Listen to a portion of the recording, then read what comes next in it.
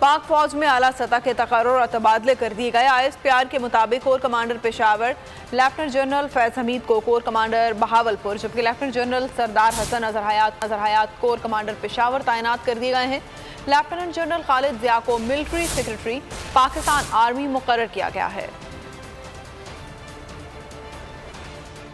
फौज में 2 आला ओहदों पर अहम तब्दीलियाँ। लेफ्टिनेंट जनरल सरदार हसन अजहर हयात कोर कमांडर पेशावर तैनात। Core commander Peshawar lieutenant general Faiz Hamid core commander Bahawalpur तैनात। ISPR के मुताबिक लेफ्टिनेंट जनरल खालिद जिया को मिलिट्री सेक्रेटरी पाकिस्तान आर्मी मुकर्रर कर दिया गया। Army chief general Qamar Javed Bajwa ने तकर्रुर और तबादलों की मंजूरी। लेफ्टिनेंट जनरल सरदार हसन अजहर हयात मगरबी सरहद का वसी तजुर्बा रखते हैं। वो GOC मीरान शाह में भी तैनात रह चुके हैं। लेफ्टिनेंट जनरल सरदार हसन अजहर हयात जनूबी वजीरिस्तान में बतौर ब्रिगेडियर ब्रिगेड की कमांड कर चुके हैं। ISI में तैनाती के दौरान उन्होंने अफगान अमन अमल में कलीदी किरदार अदा किया और चीन में बतौर दिफाई अताशी भी फराइज अंजाम देते रहे।